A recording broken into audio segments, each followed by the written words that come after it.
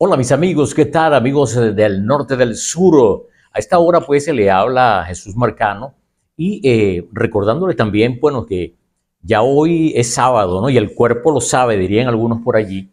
Y sin lugar a dudas, ¿eh? Porque es típico en América Latina o en Latinoamérica que los viernes, los sábados, la gente sale pues a compartir un poco y eso permite pues bajar a los estados de tensión. Hoy vamos a hablar de un tema bastante interesante para nosotros, los latinoamericanos, pero fundamentalmente, más allá de ser un tema interesante, es un tema multifactorial, un tema muy complejo, un tema de esos pues que necesita que nosotros no dejemos que nos vuelva a pasar una centuria, que pase un siglo, que pasen 100 años y que efectivamente nos demos cuenta de que no hemos logrado avanzar en algo tan importante como lo es la integración de nuestra Latinoamérica, porque al fin y al cabo yo creo que eso se convierte en algo, si no perentorio, en una gran necesidad para los latinoamericanos, porque cuando nosotros vemos el mundo en su conformación y vemos los avances que se han logrado en otras partes, en este caso del planeta,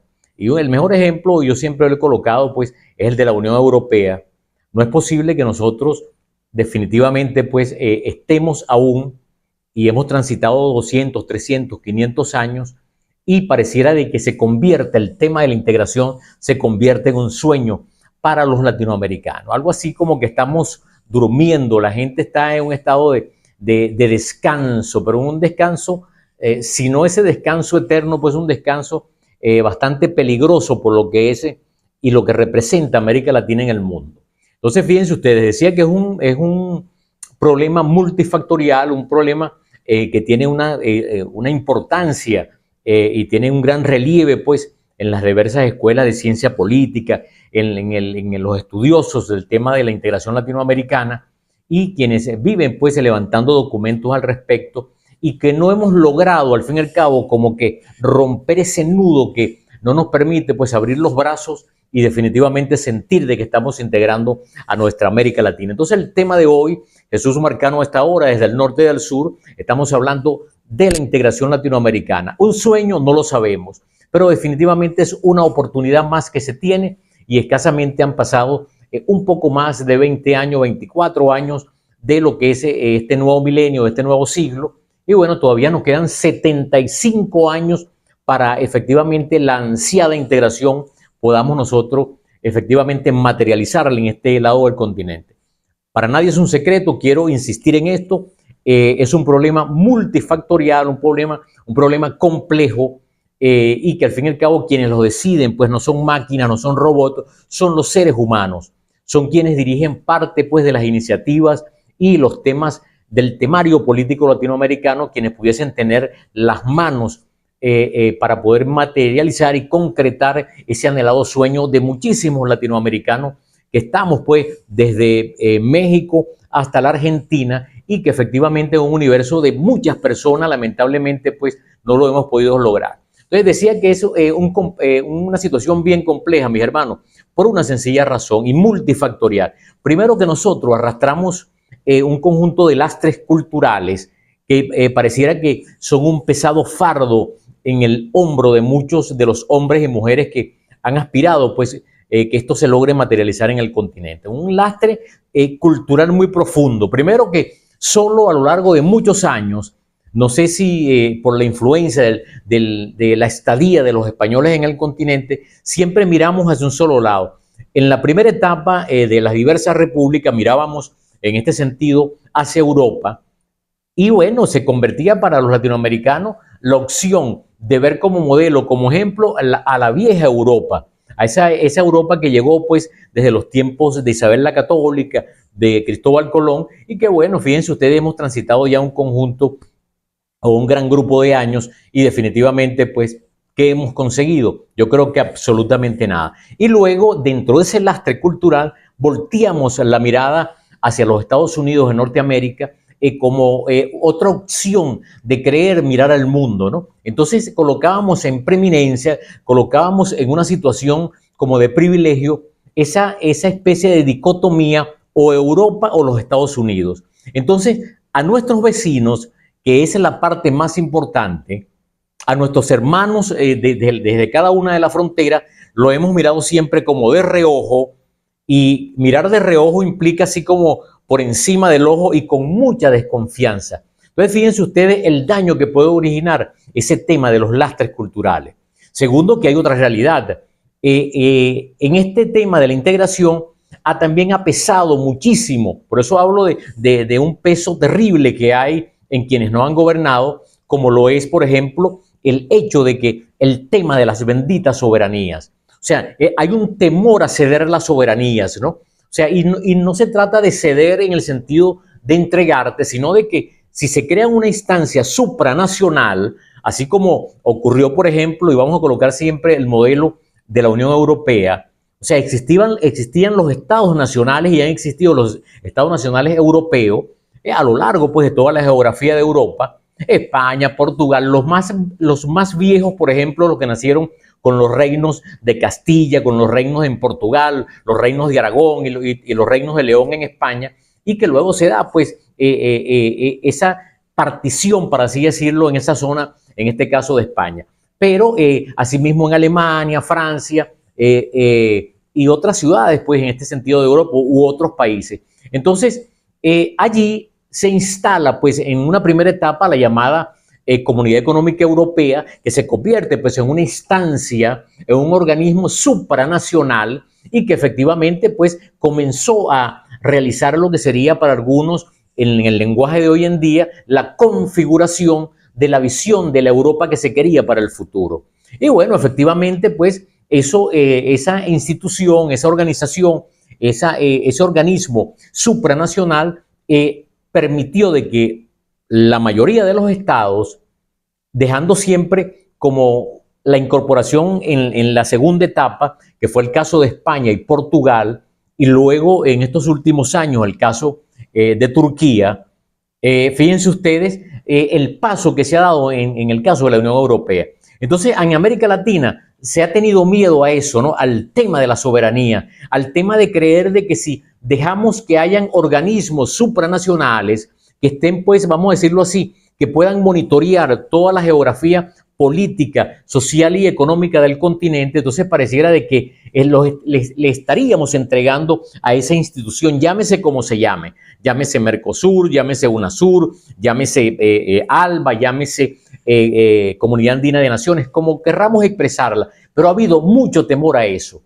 Por otro lado, yo lo decía temprano, también hemos tenido un apego y un arraigo, por ejemplo, a los símbolos que tienen que ver con nuestros próceres en el tema, por ejemplo, de las monedas. Entonces nadie se quiere desprender y no entendiendo de que por qué no pueden cohabitar las monedas nacionales y una moneda regional, como es el caso de lo que ocurrió pues, en Europa con el tema euro. Pues. O sea, persisten monedas en los diversos países. Y está, por ejemplo, el caso de Inglaterra, que mantiene la libra esterlina, o creo que Suiza, que también mantiene el franco suizo, pero al fin y al cabo la construcción de una Europa futurista se comenzó pues a materializar con el Tratado de Maastricht, que permitió pues a la moneda única y el crecimiento ya de dejar de ser Comunidad Económica Europea para convertirla en la Gran Unión Europea, que extendió pues sus ramificaciones desde el punto de vista político-administrativo, hoy en día un poco más allá del Bósforo, el río pues en este caso el río de Turquía. Ahora bien, hay algo importante en este sentido. También hemos tenido o tenemos una cantidad dentro de esos lastres que al fin y al cabo son los celos, son las situaciones que persisten, por ejemplo, en los conflictos aquellos de las tensiones políticas entre algunos países. Eso también ha venido haciendo daño en el tiempo por algunas guerras que llegaron a suscitarse pues, en tiempos pasados y que efectivamente dejaron pues algunas fisuras entre hermanos de los diversos países, por ejemplo, la guerra entre Chile y Perú, por poner un ejemplo, pues, o los conflictos fronterizos en cualquiera de las fronteras de América Latina, en los conflictos, por ejemplo, Venezuela, los llamados conflictos colombo-venezolanos. Entonces, todo eso ha dejado fisuras en el tema de la perspectiva hacia en este caso, una verdadera integración en el continente. Entonces, tenemos grandes retos, mis hermanos. Tenemos una cantidad, por ejemplo, dentro de esos organismos regionales que se han convertido como una especie de moda, ¿no? No hemos entendido que el problema no son los organismos, sino, bueno, que los resultados, por ejemplo, como mencionaba Mercosur o mencionaba UNASUR o la Comunidad Andina de Naciones, el tema ha sido de que no se ha sincerado desde los actores fundamentales la verdadera intencionalidad de concretar la integración latinoamericana. Por otro lado, bueno, hay un conjunto de asimetrías que también es importante resaltarlas en lo que corresponde a los diversos países, porque hay unos países que tienen un peso, por ejemplo, significativo, como el caso del Brasil, que está dentro de las 10 economías importantes del mundo y que pareciera que siempre el Brasil a lo largo de los últimos años ha volcado su mirada hacia el mundo y no ha volcado la mirada hacia sus vecinos de la región. Esos son otros de los problemas que tenemos. Pero de la misma manera, por ejemplo, en el caso de México, ha volcado su mirada hacia los Estados Unidos de Norteamérica y hacia algunos países de Centroamérica, pero el mexicano no ha logrado irrigarse a lo largo de lo que es a la Gran Suramérica. Entonces, fíjense ustedes todo el tipo de situaciones que pudiesen originar y dar al traste con una futura integración. Por eso digo que es un problema multifactorial. ¿Tenemos retos? Sí, tenemos muchísimos retos. Por ejemplo, la única manera de nosotros presentarnos como un único interlocutor ante el mundo es estar integrado. Así como, por ejemplo, las temáticas que corresponden a Europa no la habla Alemania, por un lado, a título unilateral, no la habla el gobierno de Pedro Sánchez en España o no la habla ninguno de los demás, en este caso, por ejemplo, el señor Macron en Francia, sino de que todos abordan desde una perspectiva integral la problemática que tiene que ver con las perspectivas y los grandes proyectos y los sueños de esa Unión Europea. Entonces, es un solo interlocutor, es la Unión Europea. Entonces, América Latina necesita eso, o sea, tener dentro de ese reto y en la búsqueda de esa integración, tener un solo interlocutor, o sea, hablar por América Latina en cualquier foro mundial. Y de allí la importancia, oye, de ir tejiendo esos hilos que nos permitan concretar y materializar en este sentido ese proceso integracionista. E igualmente nosotros tenemos, mi hermano, dentro de los grandes retos para poder avanzar, tenemos que superar la visión de lo nacional. O sea, nosotros nos hemos quedado en nuestros países, el venezolano mira hacia adentro, hacia Venezuela, el colombiano mira hacia la Nueva Granada, hacia lo que es su país, el argentino se engrandece exclusivamente con la temática nacional, con Argentina, e igualmente cualquiera de los otros países, Perú pasa de la misma manera, Chile lo mismo. Y entonces, ¿qué ocurre? Que no logramos mirar a la periferia de lo que está alrededor de nuestros países. Entonces, nos hemos limitado, en ese sentido, tenemos que romper ese reto, tenemos que mirar por encima de lo nacional, por encima del interés que es fundamental, el de mi país, tenemos que mirar un poco más allá si queremos efectivamente avanzar en ese tema de la integración de nuestra Latinoamérica. Es importante porque si no nos estamos quedando, mis hermanos, en una visión reduccionista de lo que sería pues un futuro y un proyecto que terminaría pues siendo una utopía en este sentido. E igualmente nosotros tenemos que reconocer y compartir objetivos comunes.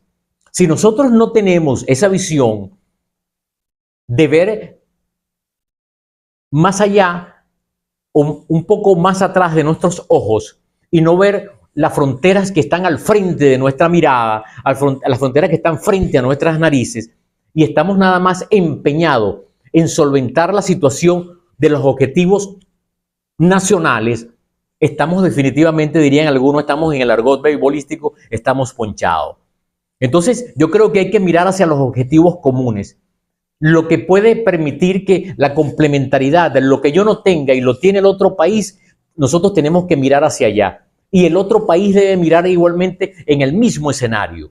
Y asimismo, nosotros hay un aspecto que hay que vencer, que es que hay que aumentar, mis hermanos, hay que incrementar y aumentar la confianza por encima de las rivalidades, por encima de los temas ideológicos, por encima del tema político, que ha generado pues una profunda polarización fundamentalmente en estos nuevos tiempos en América Latina. O sea, si nosotros no confiamos, Si nosotros mantenemos las rivalidades, definitivamente vamos a seguir pues en el mismo marasmo de atraso que no nos va a permitir avanzar hacia lo que queremos, de que aquello de convertirnos en una sola voz para el mundo cuando se hable de Latinoamérica o de América Latina. Eso es importante, porque ¿qué ocurre? De que los países pueden tener rivalidades desde el punto de vista de lo ideológico. Yo voy a poner un ejemplo, sigo insistiendo en el tema de la Unión Europea. En España gobierna, y casi durante mucho tiempo, saludo Alex, sabes que estoy un poco inexperto, hermano, en esto, ¿no? Pero voy a tratar de colocar una canción para ver cómo darle pues más brillo y más ánimo a esta actividad. Gracias, mi hermano Alex Piso, el mejor, sin lugar a dudas, el mejor de toda Latinoamérica. Saludos, Alex. Bueno, continúo con esto. Fíjense ustedes. Entonces, es importante, mi hermano, lo que mencionaba de que en España gobierna el Partido Socialista Obrero de España y estamos hablando de un partido de izquierda y un conjunto de fuerzas de derecha que hay, pues, en este caso, en el Parlamento español. Pero el hecho de que Pedro Sánchez gobierne en España no torpedee el accionar de la Unión Europea ante alguna propuesta de cualquier índole, desde el índole económico, desde el índole turístico o de índole militar en el caso del tema de la OTAN. Ellos están unificados en ese sentido. Y el mejor ejemplo es de que, por ejemplo, el presidente Erdogan, muy cuestionado en el mundo entero por temas, pues, a veces de violación de derechos humanos, y Erdogan ha convertido, pues, en un gran esfuerzo de extender también los brazos a quien le extendió los brazos antes del Bósforo, en este caso de Europa, y ahí está hoy Turquía, pues, cohabitando la Unión Europea. Y no estamos hablando de un gobierno de derecha, no estamos hablando de un gobierno afectuoso en este caso con Londres, con la Gran Bretaña o con el Reino Unido. Estamos hablando de un gobierno, dirían algunos, duro y fuerte en esa parte, pues, diríamos algunos de la Eurasia en este sentido. Entonces, fíjense ustedes cómo logran cohabitar o algunos partidos que están en la Europa, hacia la zona de Noriega, hacia la Europa escandinava, esa Europa que está pues hacia lo que dirían algunos en el pasado, la balcanización de Europa, hacia la zona de los Balcanes.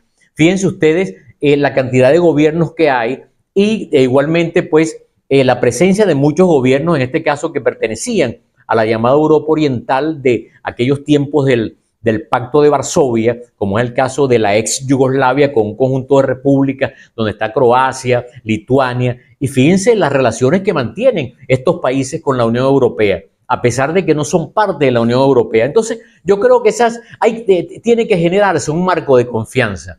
O sea, aunque Bukele esté en El Salvador, Bukele no puede vivir teniendo niveles de dimes y diretes, pero que trastoquen la unidad latinoamericana, o en el caso, por ejemplo, como yo pienso, en el tema de hacer esquemas piloto de desarrollo de integración, por ejemplo, en el caso de Centroamérica, Bukele puede tener la visión que él tenga, pero para él armar el rompecabezas de la integración, ahí hay que sentarse, porque por encima de eso está el destino de los pueblos, la búsqueda de estándares de vida, de mejorar el porvenir de estos países hermanos de Centroamérica. Eso es en el caso de que pudiésemos comenzar una etapa integracionista a raíz de pilotos de prueba que pudiesen permitir ver cómo funciona en un lapso de 5 años, 10 años, y en esa medida ir extendiéndose como experiencia de integración.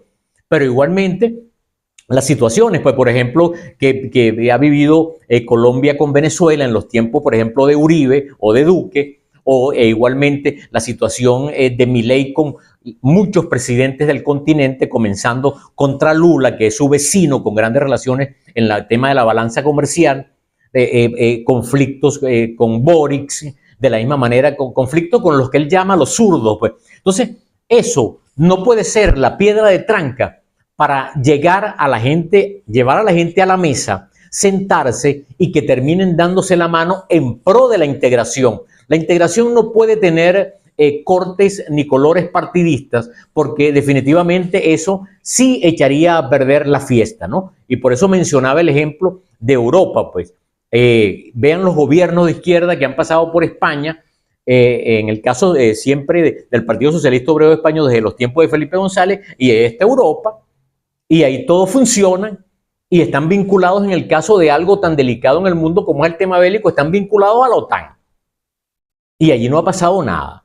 Entonces yo creo que se debe aislar en América Latina ese tema de la polarización regional. O sea, hoy está muy acentuada, pero eso hay que erradicarlo. O sea, no puede ser de que se esté buscando construir, que de paso no construyen nada, porque tú puedes construir un bloque de los derechos y un bloque de los zurdos, como los menciona Milei a veces despectivamente.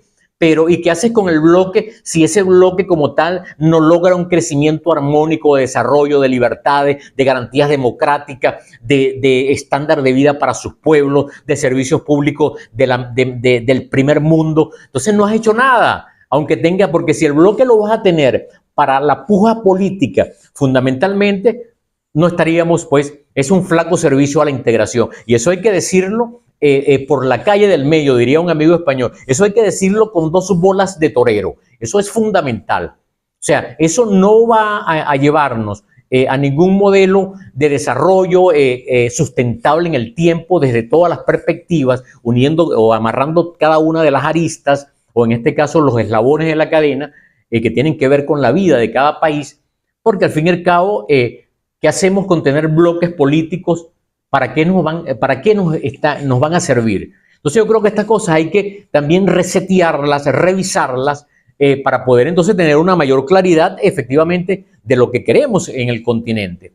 De la misma manera, miren, nosotros yo creo que debemos, y esta parte es muy importante, mis hermanos latinoamericanos, quienes me escuchan, pues saludos a quienes están en los Estados Unidos de Norteamérica, a quienes nos saludan desde México, igualmente a nuestros hermanos que nos saludan y nos ven y nos miran desde Argentina, desde el Ecuador, con todas las temáticas pues sociales, políticas, económicas que vive cada una de las partes del continente. Saludo a todos ustedes y a quienes nos ven desde otras fronteras, por ejemplo, como los hermanos que están, en este caso latinoamericanos, que están radicados en España y que comparten pues en nuestro programa Al Norte del Sur, el programa, dirían algunos, para decir la verdad. Entonces, fíjense ustedes, y una vez más quiero reiterarles, pues más allá de mi agradecimiento, reiterarles los likes, reiterarles las gracias por estar pendiente de estos, aparte de los contenidos de estos directos, y por otro lado, enfatizarle en que gracias por las suscripciones. Porque creo que es importante, en la medida que ustedes se suscriban, nosotros nos insuflamos de más energía para seguir realizando, pues, en este caso, nuestros directos o en vivo. Ahora bien, fíjense, decía que hay una parte bien importante que tiene que ver con la amplitud de la participación. La participación, mis hermanos, no puede ser exclusiva y sinónimo de las diversas estructuras políticas o de los diversos actores políticos que gobiernan en América Latina.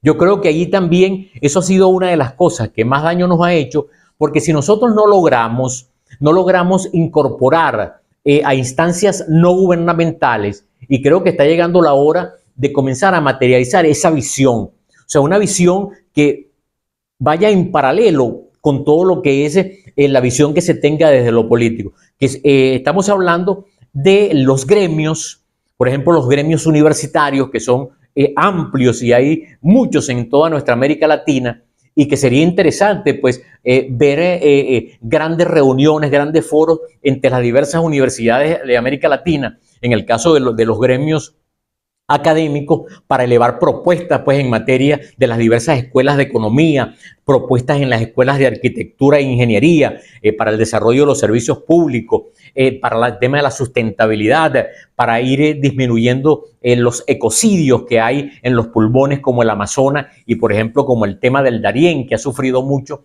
en estos últimos tiempos. Eso es importante incorporarlo. Los gremios de artistas, los gremios que tienen que ver con los deportistas, con las asociaciones, con las federaciones deportivas, más allá del mero tema de las competencias, la actualización tecnológica en función de un deporte que les permita estar en el primer cuadro de medallas de unos Juegos Olímpicos. Eso es importante. Y eso rompe el esquema de dejarle toda la responsabilidad a los gobiernos que hay en Latinoamérica. Inclusive pudiese servir de ejemplo multiplicador y ejemplo tangible para que desde los gobiernos comiencen a monitorear el nivel de amplitud y participación a partir de los gremios. Por ejemplo, las grandes cámaras de comercio que existen en los diversos países de América Latina. las cámaras de turismo, o sea, que comiencen a interactuar, a presentar paquetes, a presentar propuestas para que los argentinos que están, por ejemplo, en Bariloche o que están en el Gran Buenos Aires puedan irse, yo lo decía ayer, puedan irse a Punta Cana,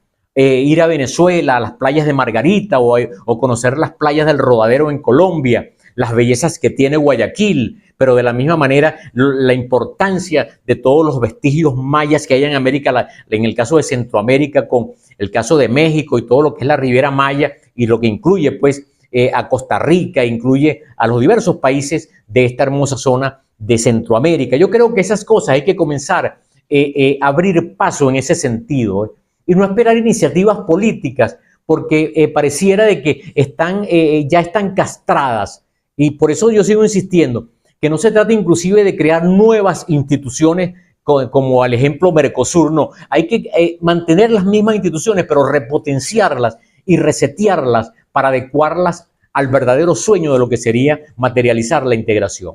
Asimismo, los sectores civiles, las diversas instituciones, organizaciones que hay en el continente, eso hay que unirlos, que participen. Eso va a permitir en el primer momento, oye, intercambiar los lazos, las experiencias que cada quien tiene, conocer las potencialidades de un país con respecto al otro para trabajar en función de la complementariedad. Y fíjense, y no estamos hablando del tema político, estamos hablando de una participación del mundo civil en este sentido. Pero aún así tenemos que seguir derrumbando muchos lastres culturales. Por ejemplo, hay que superar el estigma de lo militar por encima de lo civil.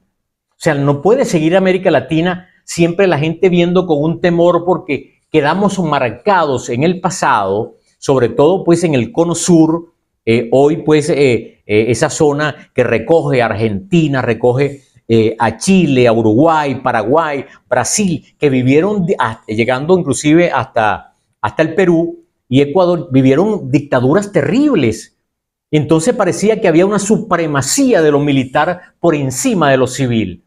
Una cosa es que se tenga el poder de fuego, pero en el poder civil están las ideas, está la academia, está capacidad de pensamiento crítico. Entonces, fíjense ustedes el gran trabajo en materia de integración que tienen las universidades, mis hermanos. Y esto hay que decirlo, esto hay que trillarlo cada día. O sea, tiene que abrirse los cauces de la participación. Que comience la gente. Hoy en día tenemos la ventaja de los temas tecnológicos. Y así como yo me comunico con muchos o pocos, pero al fin y al cabo comunicación a nivel del continente y a veces fuera del continente, oye, aquí hay algo importante, entonces que tú interactúas, intercambio. Entonces no puede ser que la Academia Latinoamericana no sea capaz de intercambiar hoy en día con el uso de las redes, con el uso del internet, no puede intercambiar con los grandes gremios de todas las universidades de América Latina. ¿Ah? Que los rectores, los decanos, las universidades, las escuelas de economía, de arquitectura de cada una de estas universidades puedan establecer la posibilidad de hacer grandes foros, grandes eventos online donde cada quien participe y apoye. Eso pudiese dinamizar el tema futuro de la integración. Pero de la misma manera nosotros tenemos que aprovechar que tenemos algo importante, mis hermanos, y hay que decirlo en el marco de la visión global, en el tema geoestratégico y al fin y al cabo en lo que históricamente ha ocurrido en muchísimos sitios de la humanidad. Y estoy seguro que a veces no pensamos en eso. Nosotros somos, mis hermanos, somos la región del mundo más pacifista que existe. Y a eso hay que ponerle cuidado. O sea, nosotros somos un continente que a pesar de nuestras diferencias, a pesar de las diatribas políticas, a pesar de eso que yo llamo la polarización regional, por querer algunos crear y convocar llamados a bloques políticos, nosotros somos la región más pacifista de todo el planeta Tierra. Gracias a Dios no hemos vivido la experiencia y no la vamos a vivir de los conflictos bélicos. Vean Europa, pues, desde 1914 y transitar, pues, el 41, el 48, el 45, o sea, todo lo que fue el conflicto de la Primera y Segunda Guerra Mundial. Vean la región de ese gran archipiélago de islas en el Pacífico como lo es Asia. Todos los conflictos de guerra que ha vivido pues la zona asiática a lo largo de los años. La participación de Japón en las guerras en China, Indochina.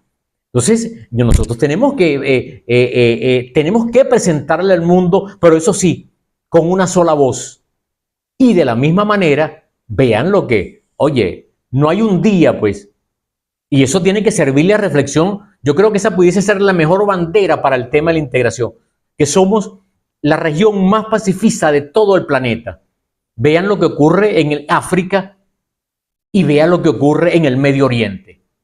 Es terrible, pues, los niveles de conflictos militares, derrocamientos de gobiernos, hostilidades, bombardeos, ataques, lo que está ahorita de moda, pues lo que ocurrió, por ejemplo, en el Líbano, en lo que corresponde, pues, al tema de los explosivos de hace menos de 72 horas allá en el sur del Líbano, por el conflicto de Hezbollah y el conflicto en este caso con Tel Aviv, con Israel. Entonces, son conflictos que están allí presentes y tenemos que dar gracias a Dios.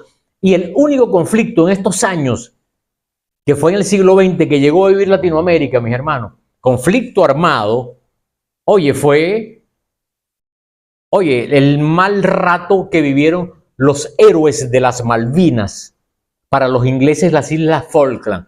Y hay que verle el esfuerzo que hicieron estos hombres y mujeres, porque me decía un amigo, eso es una pelea tigre con burro, y es cierto, pues, la tecnología de aquel momento, aviones Sea Harrier, portaaviones, y la Margaret Thatcher zumbada por la calle del medio, pero por otro lado, un gobierno argentino minimizado desde la vida militar, porque ya estaban derrotados, tanto en lo militar, porque traían una derrota moral, política con el pueblo argentino desde los gobiernos de Videla. Entonces, fíjense ustedes, es el único conflicto que vivimos exactamente en ese periodo del 81, 82, 83. O sea, es lo que dejó marcado, pues, un dolor en América Latina, porque la sangre de muchos de los mártires, en este caso los hijos de las tierras gauchas y los hijos de las tierras del tango, cayeron, pues, allí en ese conflicto bélico en Malvinas, como le dicen ellos. Entonces, si nosotros tenemos esa fortaleza, que es una fortaleza del tamaño del obelisco argentino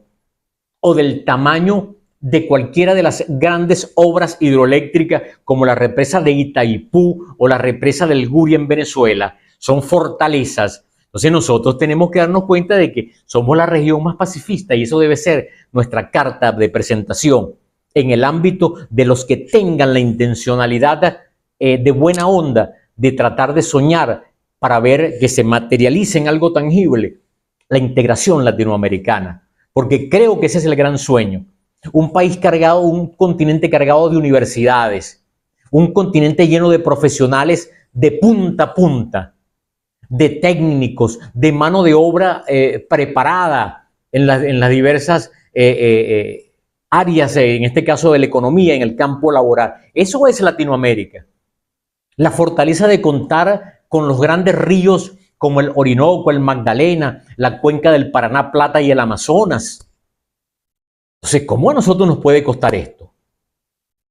¿Cómo puede costar nosotros materializar, y yo lo decía temprano o ayer, la construcción y la materialización real de la carretera panamericana que desde hace años es un proyecto desde Canadá hasta la Argentina y que ya pasaron 100 años y no la hemos podido ver cristalizar? Yo creo que estas cosas hay que repensarlas. O que si alguien quiere agarrar su vehículo y venirse de Argentina para llegar a Colombia, Panamá, a Venezuela, Perú, a Chile, no pase tanta calamidad en una infraestructura vial que está con mucho deterioro, cuando deberíamos tener mejores autopistas que las autopistas de Europa o de los Estados Unidos, y que todos pudiésemos compartir, que si queremos salir a hacer turismo en carro, tú agarras tu vehículo y te vas desde cualquier parte del Ecuador o de Venezuela y te vas y cruzas para Colombia y te vas a disfrutar a las playas en Barranquilla o en la costa del Atlántico colombiano o en el mismo Pacífico. Yo creo que esas cosas son realizables y materializables. que los centroamericanos sí, centroamericanos fundamentalmente puedan ir con tranquilidad a Cancún y venir, y que no sea una odisea, no sea un dolor de cabeza. ¿O es que acaso cuesta que las cámaras de turismo de todas partes de América Latina, en las zonas donde hay un potencial turismo, en las islas del Caribe, en República Dominicana, que han echado para adelante? Yo creo que inclusive que el gran proyecto turístico de América Latina en el marco de una integración debería pasar en un primer escenario por el tema del turismo, porque hay, en este caso, la población abundante. Estamos hablando de más de 400 millones de almas que hay en este continente. Y que nada más con que se movilicen al estilo de Europa, que baja ahorita en este mes para España, bajan 30, 40 y 20 y 50 millones de turistas que van de la Europa fría, se van a las playas del sur de España. ¿Por qué nosotros no poder fomentar con un turismo de lujo para los que vengan de otras fronteras fuera de América Latina, que tienen cómo pagar con euros, o en el caso de Estados Unidos, de Canadá o de Japón, de otras partes del mundo, y un turismo más humano, un turismo, dirían algunos, un turismo soberano desde el punto de vista de la equitatividad? Oye, para que cuántos médicos, cuántos ingenieros, cuántos profesores que hay en América Latina no quisieran ir a conocer a otros países. Pero cuando le presentan un paquete turístico, echan el grito al cielo, porque lamentablemente sus recursos financieros, sus ingresos, no le permiten pagar, por decir algo, una semana, 15 días, 10 días, un fin de semana en un país hermano. Entonces, entre boleto de avión y la estadía y las comidas, tienen que tener por lo menos bajito $10,000. Entonces, cuando sabemos que hay temporadas donde muchos países de América Latina no va ni un turista, son las temporadas que deberían ser aprovechables para los otros países en el marco de una complementariedad. Pero en esto tiene el sector civil de las economías regionales un papel importante como protagonista para montarse en ese tipo de proyectos. Eso es importante. Por eso mencionaba a las cámaras en este sentido de turismo, pero también las cámaras de comercio. En una era digital donde todo lo puedes cancelar por la vía, pues, de las finanzas, en este caso digitales, donde hoy en día hay canastas de moneda, estamos hablando desde el Bitcoin y todas las que se puedan presentar. Entonces no es posible de que hay una interacción a través del Internet, que puedes cancelar desde tu país a cualquier otro país vía banco, vía digital, y que nosotros no hemos logrado, mis hermanos. Esto a veces da risa, pero también da tristeza. Da que pensar. ¿Qué le pasa a la gente que aspira y tomar el poder, y quienes tienen el poder en América Latina, quienes lo detentan? ¿Qué han pensado con respecto a esto que yo estoy reflexionando aquí en este en vivo? Entonces yo creo que aquí tenemos que vernos las caras con mucha honestidad, chicos. Vernos con profundidad hacia adentro. O sea, ¿qué está ocurriendo? Pero no hacia adentro de nuestros países, sino hacia adentro de América Latina. No es posible, por ejemplo, que la actividad comercial entre México y los Estados Unidos sea una actividad del 90%. Y pregúntense ustedes, ¿cuál es la balanza comercial entre Argentina y México, o México y Brasil, o México con Colombia? Nula. Es nula. Porque entonces todo lo que produce se lo vende a los Estados Unidos. ¿Y es que acaso el mercado de aquí abajo, los 200 millones de habitantes que tiene el Brasil, no son parte de un mercado? Y teniendo las condiciones, en este caso fluviales, a la hora pues del transporte, o dirían algunos transportación de las mercancías, o las ventas de bienes y servicios. Entonces yo creo que eso es importante revisarse pues de las políticas. Hoy en día pues hay una persona joven que ha estudiado y se ha preparado, que es la señora Claudia Sheinbaum, la presidenta que recibió pues a través de las manos de Andrés Manuel López Obrador, recibió esa responsabilidad. Yo creo que la señora Claudia debería pensar como una persona joven en ese sentido, invertir, no sé, la bitácora de vuelo y mirar más hacia América Latina, más hacia sus amigos de Centroamérica, pero mirar más allá. No puede ser que para el mexicano Perú, Ecuador, Argentina y Chile sean como países extraños. Eso no puede ser. estando nosotros en esta misma geografía. Entonces yo creo que esas cosas tenemos que erradicarlas. En el tema del deporte, si los hooligan ingleses bajan al Santiago Bernabéu en Barcelona o al Nou Camp, perdón, o al Santiago Bernabéu en España y se van en trenes y dejan un desastre después que terminan los juegos, ¿por qué los fanáticos de las Chivas o del América de Cali o de las Chivas de México no puedan ir en cambote, pues, a visitar los juegos en el River Plate, en la Bombonera, en los escenarios donde creció uno de los grandes, pues, como es Maradona? ¿Ah? E igualmente los venezolanos puedan, a pesar de la vinculación que hay tan rápida por la frontera de la Santa Elena de Guairón con Brasil, puedan ir a Manaos a intercambiar en los temas deportivos, como es el tema, por ejemplo, de la fuerza que tiene el voleibol brasilero. Entonces, ¿por qué no ocurren esas cosas? Entonces, hay un tornillo que nos está fallando. Y esto hay que revisarlo. Esa variable tenemos que revisarla. El intercambio comercial entre nuestros países. No puede ser un intercambio comercial que cuando uno ve los números representen 15-16% y en escasamente un par de rubros. O sea, aquí hay que inclusive estandarizar algunas cosas. Si nosotros tenemos una vinculación con el derecho que se quedó aquí desde los tiempos de los españoles, el derecho positivo español, y que en las escuelas, en la UNAM o en la UBA o en la UCB en Venezuela o en San Marcos o en la Javeriana en Bogotá, los que estudian derecho ven casi el pensum de estudio es similar en los países de América Latina. Entonces las legislaciones vienen de los tiempos de la presencia de los españoles. Todavía en América Latina hablamos del cabildo, de los concejales. O sea, son figuras del derecho español de hace 500 años. Entonces, ¿cómo es que nosotros nos vamos a poner de acuerdo, pues? O sea, ¿qué nos está pasando? El mexicano dice, tengo sueño, tengo hambre, quiero una cerveza, y el venezolano sabe lo que quiere y lo atiende.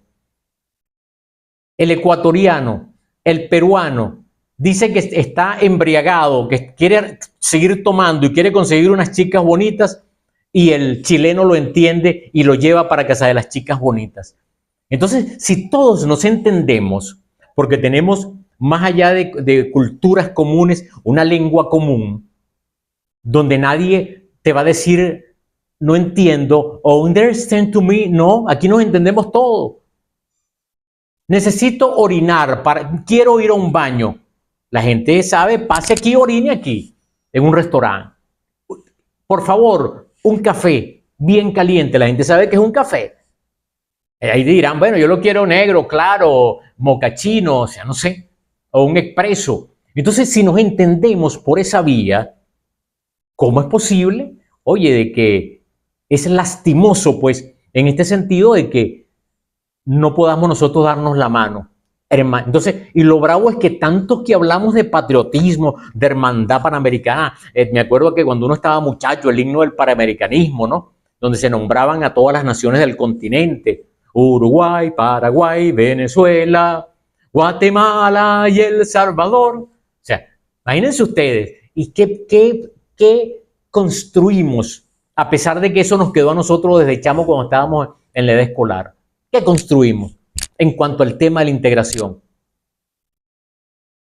Lo que más bien vemos es un capítulo bien desagradable con el tema de los inmigrantes. Lo que vemos es xenofobia entre países hermanos. Porque cuando usted ve a un chileno, ve a un ecuatoriano, ve a un peruano, ve a un salvadoreño, ve a uno de esos hermanos juntos, usted ve a 6, 10 tipos de cada uno de estos países, tú no sabes de qué país es. Tú piensas de que todos pueden ser chilenos por los rasgos que tienen. O usted ve a los afrodescendientes venezolanos de la costa venezolana, del estado Miranda en Higuerote, con los de Colombia y con los de Puerto Rico y los dominicanos, y se unen todos a tomar o a abrazarse en un sitio, y el que no sabe ignora y piensa de que todos son dominicanos o todos son venezolanos o todos son puertorriqueños o colombianos. Entonces imagínense ustedes el acercamiento que tenemos, mi hermano. O sea que son fortalezas para el tema también, como una arista más en el tema de una integración. Esa es una verdad. Entonces, ¿por qué no damos el paso? Y sigo insistiendo, yo creo que las organizaciones civiles, las organizaciones y gremios deben dar el primer paso en esto. Quitarle el testigo, como dirían en la carrera de relevo, a los políticos, a quienes gobiernan, y pedirle, epa, denos un espacio a nosotros para ver cómo logramos parte de una integración. Yo sigo y yo soy un fiel creyente de los planes y programas pilotos. En pequeño, en la primera etapa. Y por eso digo, ¿qué es en pequeño? Bueno, un proceso de integración. Panamá, Costa Rica, Honduras, Nicaragua, todos los países que se sienten en una mesa por el bien común de toda esa región centroamericana. Es una experiencia en pequeño. Y no nada más sentarse por el tema de ver cómo resolvemos lo de los petróleos, lo de la gasolina, qué me das tú y qué te doy yo tengo café, yo te vendo esto. O sea, no, eso no es la integración, eso son aristas para la integración. Entonces yo quiero invitar, pues yo soy un enfermo de ese tema de la integración porque uno cree que es posible lograrlo o alcanzarlo en ese sentido. Es un tema de ponerse de acuerdo, dejar las mezquindades, oye, y olvidarse de los lastres culturales que tanto daño nos hacen.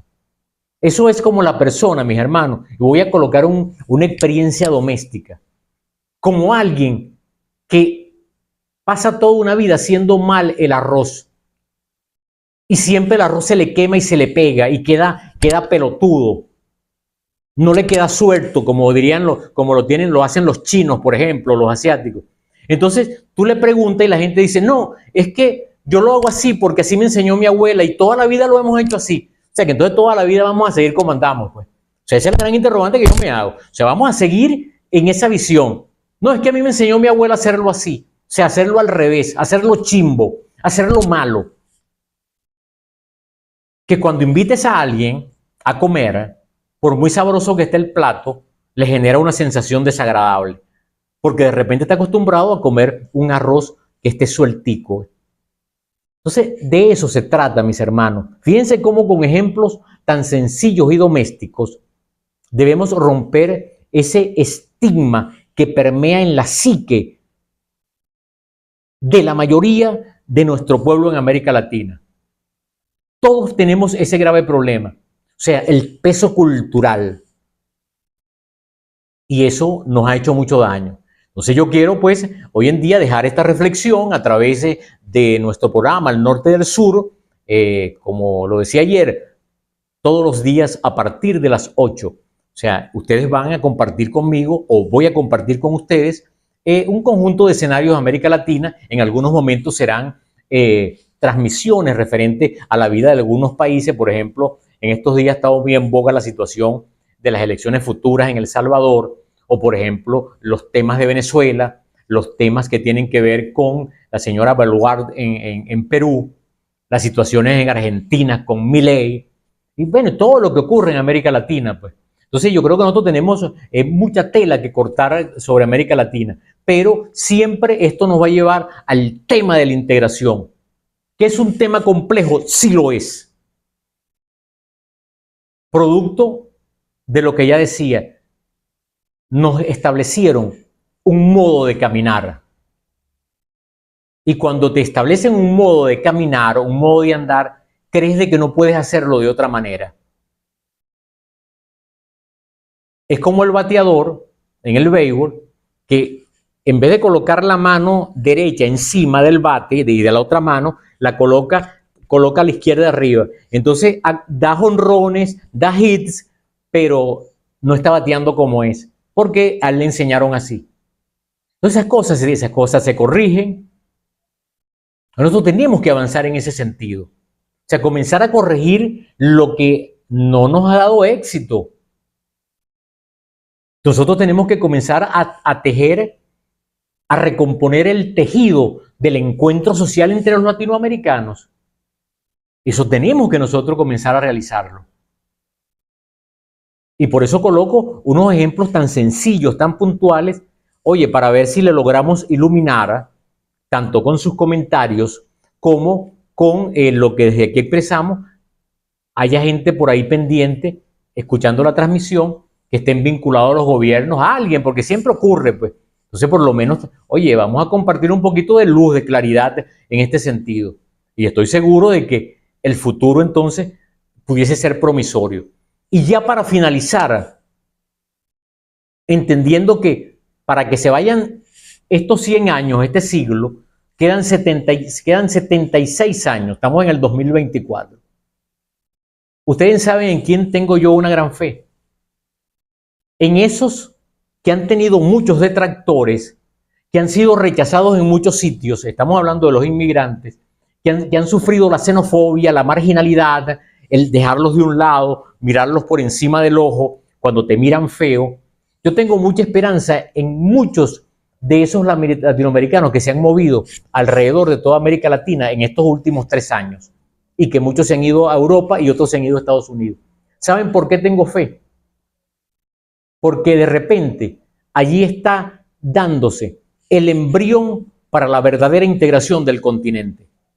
Y pareciera descabellado lo que voy a decir, porque cuando comiencen esas mamás que se fueron embarazadas, por ejemplo, atravesaron el Darién y llegaron a Estados Unidos, y que hoy están pariendo en los Estados Unidos, y que sus niños pequeños comiencen a hacer familias en los Estados Unidos, y que comiencen a casarse, a contraer nupcias, esos latinoamericanos con muchos norteamericanos, vamos a comenzar a ver entonces a muchísimos hombres de los diversos sectores de la vida nacional de un país como los Estados Unidos teniendo el control y el timón de los futuros gobiernos. Eso será dentro de unos 60, 50 años, pero eso va a ocurrir. Entonces esos muchachos, hijos y nietos de padres latinoamericanos, comenzarán a ver a Latinoamérica con un ojo más amigable. No con los ojos que se ha visto a los últimos años o con los últimos años desde demócratas y republicanos. Intervencionismo, dirían, del bueno. Eso es lo que se ha tenido. Entonces comenzarán a ver distinto, a mirar distinto a sus hermanos de América Latina. Porque no es lo mismo cuando tú tienes a 100 o a 50 congresantes, o en las cámaras de representantes tienes a 30 latinos, que tú dentro de unos 30 años tengas a 300 y 400 electos en los diversos colegios electorales para participar en los gobiernos y que van a ser hijos y nietos de inmigrantes que están llegando ahorita en este 2024 o en el 2023. Yo le tengo esperanza y confianza a eso para la integración, pero de la misma manera, los que se fueron de Venezuela a Chile, los que se fueron de Perú a Argentina, los que se fueron de Colombia a Brasil, y que comiencen a generar los cruces genéticos, comiencen el camino de un remestizaje en el continente, entonces vamos a poder ver a beisbolistas ecuatorianos, peruanos o chilenos, porque la semilla que sembraron los venezolanos o los colombianos les va a permitir desarrollar ese tipo de talento deportivo. Y la transformación e inclusive la mejora, pues dirían algunos que de la raza en ese sentido. Entonces comenzaremos a ver mujeres bolivianas de 1,90, de 1,80, a mujeres ecuatorianas y a caballeros ecuatorianos de los países donde la población no crece mucho, oye, con unas estaturas de 2 metros y comenzando a jugar, por ejemplo, el basquetbol o a practicar el boxeo u otra disciplina o metidos en el mundo de la ciencia y la tecnología. Entonces, yo creo en ese futuro para la llamada integración. Eso no es tan rápido, eso es complicado, pero estoy seguro que ahí están comenzando, dirían algunos, piano piano, a germinar unas cenizas, unas semillas. Yo creo en eso, en esa semilla de mostaza. Mis amigos, una vez más, gracias por sus suscripciones, gracias por compartir este directo con su amigo y servidor Jesús Marcano, y de la misma manera invitarles para una nueva oportunidad y como siempre a las 8 con Marcano. Un gran abrazo a todos y que Dios me los bendiga, llegando pues al final de este directo o en vivo a través de nuestra cuenta en nuestro canal de YouTube Al Norte del Sur. Bendiciones.